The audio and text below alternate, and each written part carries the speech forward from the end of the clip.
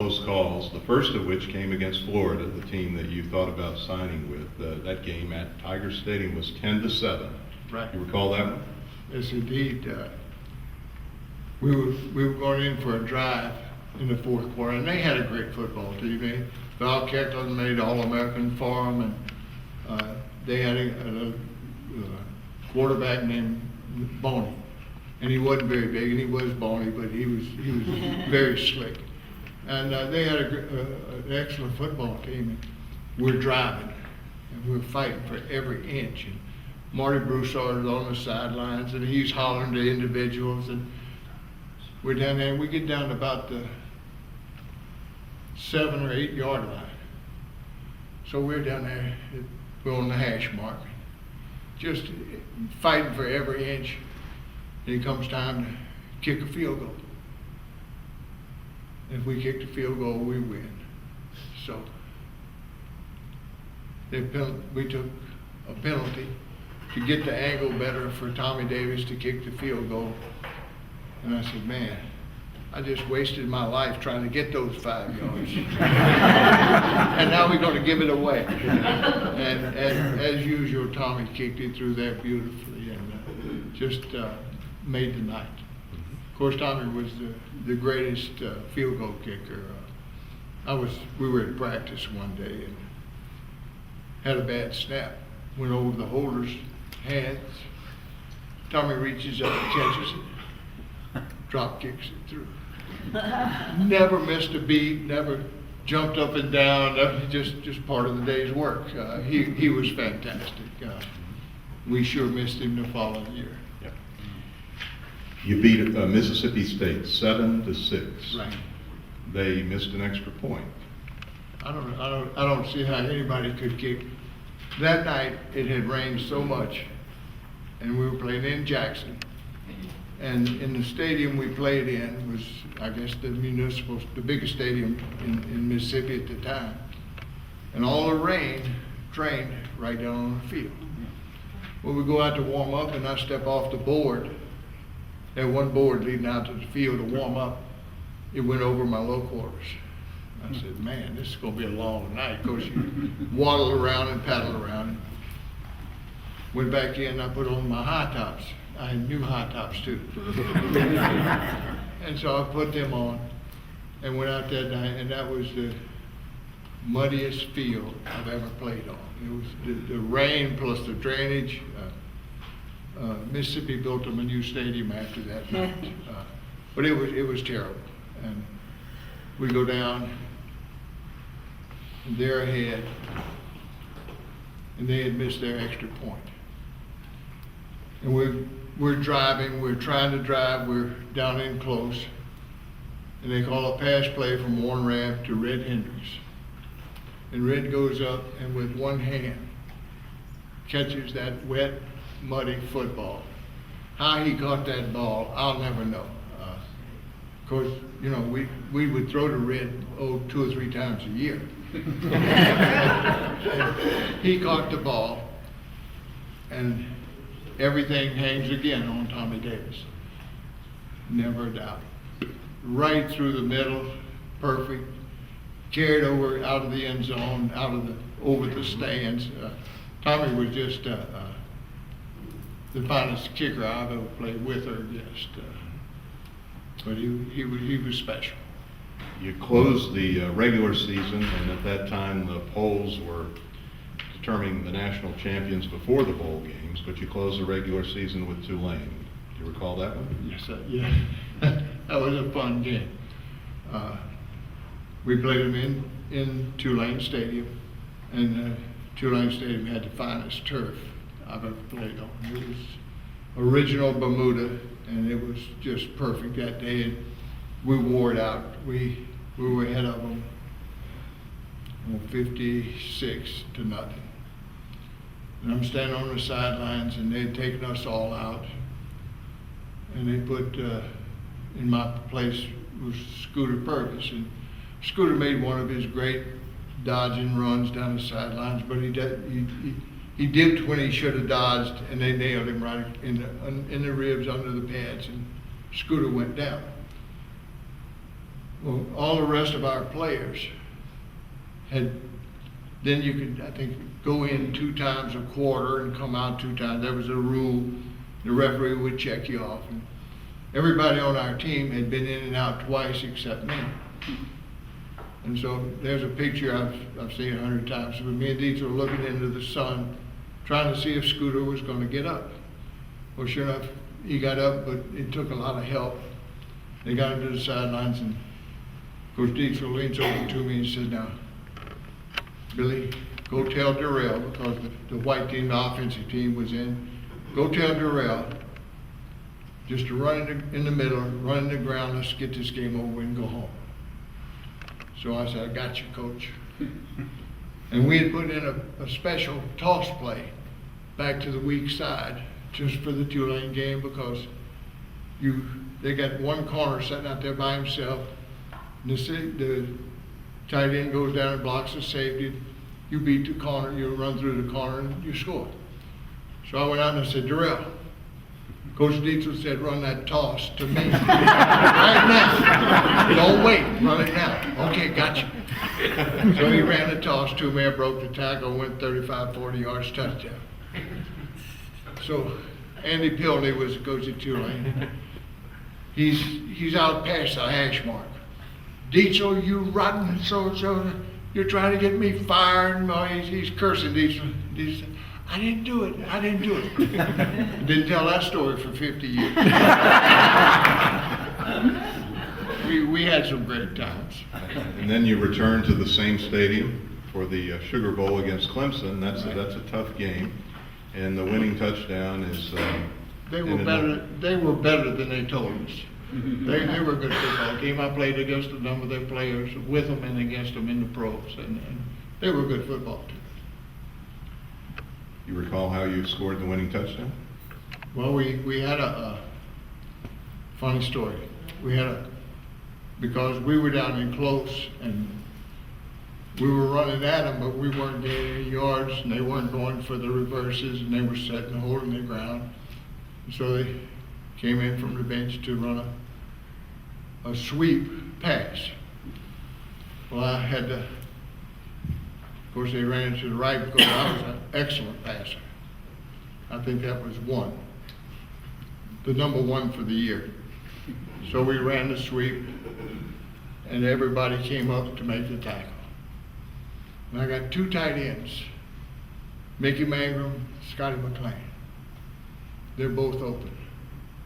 And I threw my best pass ever. It was perfect. Hit him right in the chest. He caught the ball. 6 points. We win the game. Scotty McLean has been mad at me for 50 years. I signed a book for him. Dave McCarty was by earlier, one of our tackles on the white team, on the go team. And I signed a note to him. "I'm sorry I missed you in the end zone, but you weren't open." But we had some great games, some great times, and a lot of fun. You win the national championship. You're a junior. You go into the next season. Many predicted you'd win it again, and you almost did. And you're a Heisman candidate, and you did win the Heisman. And October 31st, 1959. What do you recall about that night? That night was hot and muggy. Just a little rain, not a bad rain, but it would sprinkle on and off. And we played probably one of the best football teams we played against, and it was nip and tuck. They had gotten a field goal on us early. Yours truly fumbled the ball, and Bobby Kayat kicked it through. And we made 2 or 3 excellent goal line stabs. And I never saw Coach Vaught do this before or since, but he started kicking on 2nd and 3rd down, knowing that his defense would keep us in check. And so we were backed up, and I'm looking at the clock. We're in the 4th quarter. 5 minutes is gone. There's about 10 minutes left. And I said, if I get a chance on this one, I'm going to try to take it back. I'm talking to myself. And sure enough, it came down and Jake didn't get off his best punt and it bounced. And as luck, Billy Cannon luck would have it, it came right to me. So I took it and I wanted to go outside to the wide side of the field. There was Larry Grantham. I played against Larry in the high school All-American game. Played against him every year at Ole Miss. And I played against him, I played 11, he played 13 years in the pros with the Jets. So I gave him an outside fake and he took it and I went back inside. Now I'm trapped inside. And so it ends up you're running to colors. They're blue and red, and I'm running toward the whites. And some guy got his hand on me, and I went down to one hand on the ground. And Emil Fournette comes by and takes him and two others right off my butt. So I come out of that and I come up running fast as I could. And I limp leg, one tackle. Now I got one guy to beat, Jake Gibbs, the punter. Well, Jake thinks I'm going back to the wide side of the field. I gave him I thought it was a great fake. In the film, it looks like my head leaned over and came back. And I went to the sidelines, and Jake missed the tackle. That's the only tackle in his 4 years at University of Mississippi that he ever missed. It's the only one he ever attempted. But he, and then the rest was just trying to make it to the end zone. And if you watch that old yellow film, there's a referee running stride for stride with me. But he only ran the last 50. He should have run those first 40. That's what the trouble was. And behind him, there's a cameraman with a big box camera.